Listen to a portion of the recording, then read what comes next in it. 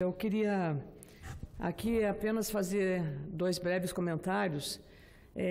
Primeiro é que eu tenho viajei há 2 semanas para o interior do Rio Grande do Sul, em Passo Fundo, nesse final de semana, sexta-feira, fui a Porto Alegre, num compromisso da FETAG, e também reuniões com o governador eleito Eduardo Leite, na tarde de ontem, no retorno dele da Inglaterra.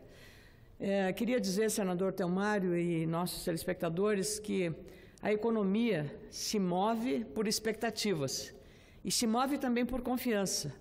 O que eu tenho notado é que restaurantes, supermercados, lojas, talvez, evidentemente, justificado pela proximidade do Natal, mas os aeroportos, os aviões, os voos estão todos eles lotados.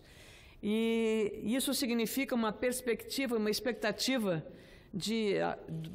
do consumidor e dos agentes econômicos de uma melhora. A economia se move por esses dois fatores, por expectativa e por confiança, sobretudo por confiança. E eu espero que, de fato, nós tenhamos uma recuperação econômica, porque é só com crescimento econômico que é possível vocês ter uma possibilidade de aumentar o número de trabalhadores que estão desempregados de voltarem ao mercado de trabalho.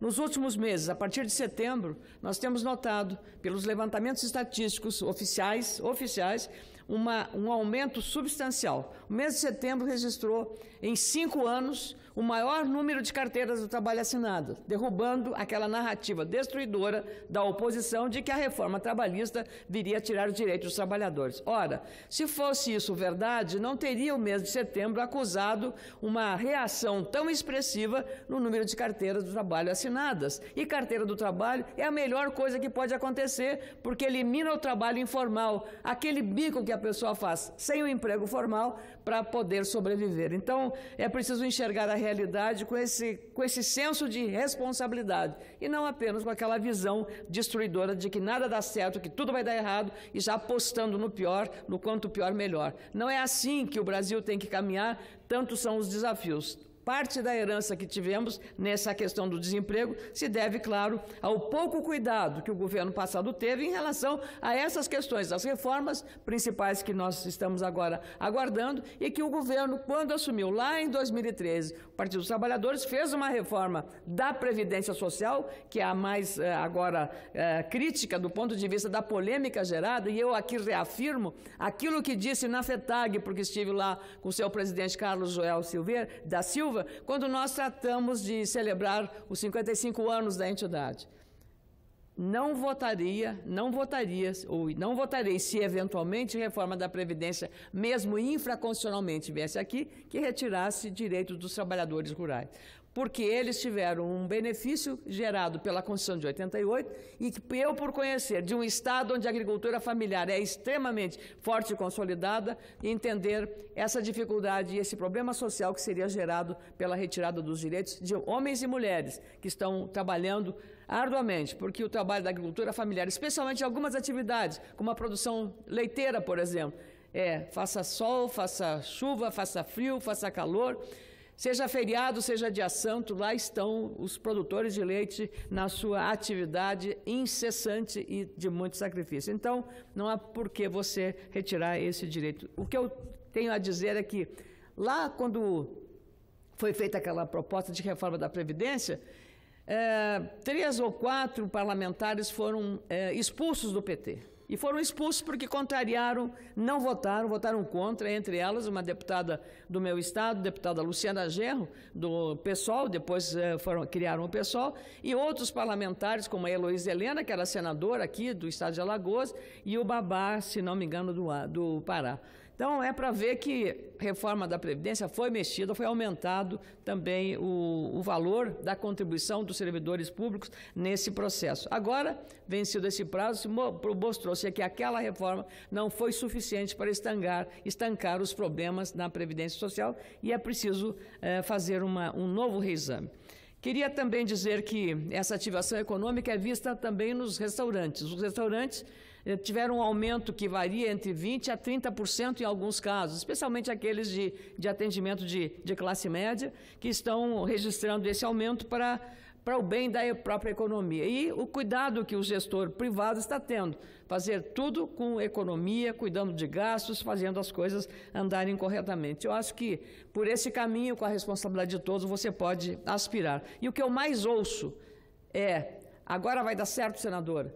Hoje, conversando com médicos, com especialistas, a doutora Janice Lamas, uma respeitada radiologista aqui de Brasília, mineira, me perguntava: e vai dar certo, senadora? Vai dar certo, sim, desde que tenhamos vontade e disposição. Evidentemente que também é preciso entender que não é apenas o esforço de um governo, mas agentes econômicos, dirigentes das empresas, sejam públicas, sejam privadas, em ter um tratamento com esse país de produzir com mais simplicidade, com menos burocracia, um país mais barato para quem quer trabalhar e produzir. Tudo que está se vendo agora é que isso decorre exatamente de um Estado amarrado, de um Estado que foi montado sob uma estrutura de interesse partidário e não propriamente de interesse coletivo.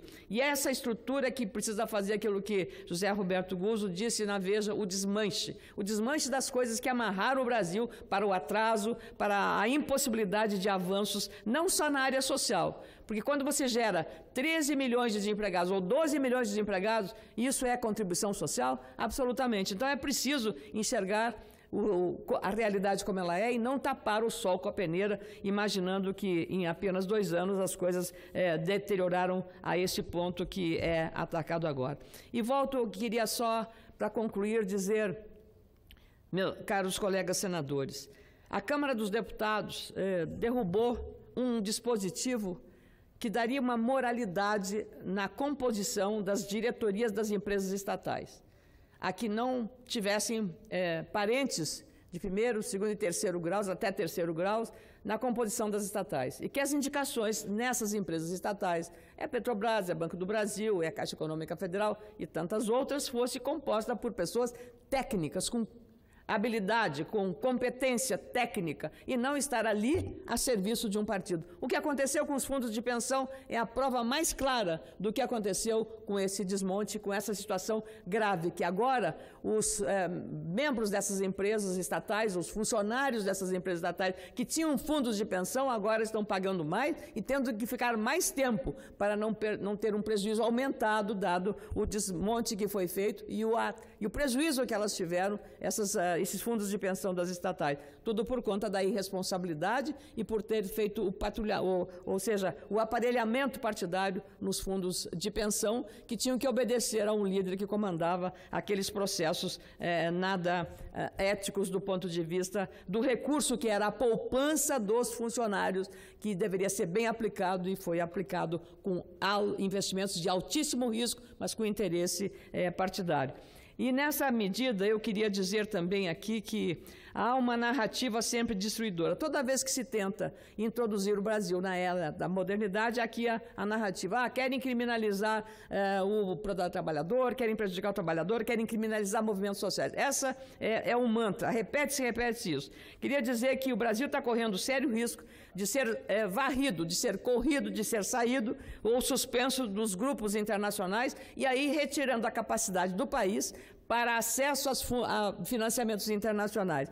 E essa situação é muito séria e o Brasil corre o risco de, em fevereiro, ser o primeiro país a ser suspenso do Grupo de Ação Financeira Internacional e sofrer outras punições caso o Congresso não aprove ainda este ano um projeto de lei 10.438 de 2018 que alinha a legislação,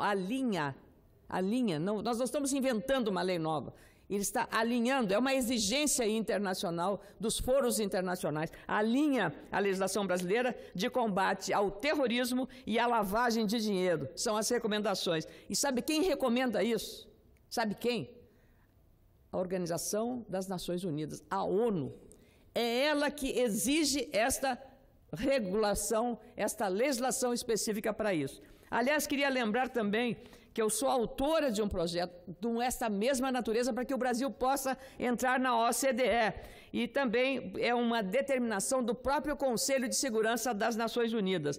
E, nesse caso, as estratégias de combate à corrupção e à lavagem de dinheiro precisam ser alinhadas também da mesma forma com o que determina a OCDE ou também as questões relacionadas à questão do combate ao terrorismo e ao contrabando.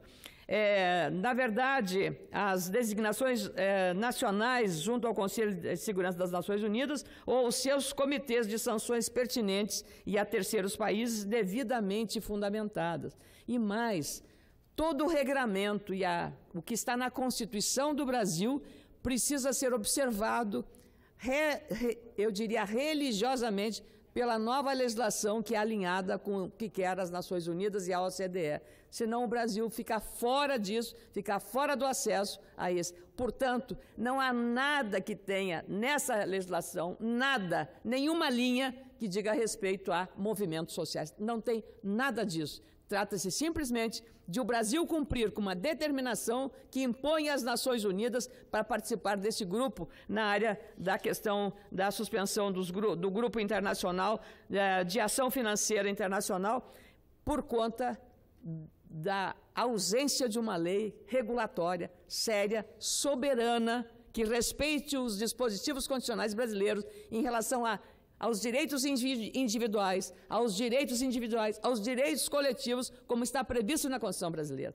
Nada vai alterar o que está o termo constitucional. Portanto, nenhum risco de qualquer lesão aos chamados movimentos sociais. Nada. E não adianta a oposição vir querer, porque se ela não votar isso, depois amanhã vai ser responsabilizada pela omissão e pela responsabilidade, caso o Brasil venha ser expulso, ou suspenso, melhor dizendo, suspenso desse grupo de ação financeira internacional, que é uma exigência da ONU. O jornal Valor Econômico, aliás, apurou que o tema é alvo de grande preocupação na área econômica, em especial do Banco Central do Brasil, já que o sucessor, Roberto Campos Neto, tem alertado para isso. O temor é sobre os possíveis desdobramentos econômicos negativos da retirada do Brasil deste grupo por conta da ausência dessa lei. A leitura é que há risco nada desprezível da saída de capitais, olha só, saída de capitais e restrição ao ingresso de novos investimentos. Claro, não teremos segurança jurídica, não teremos uma lei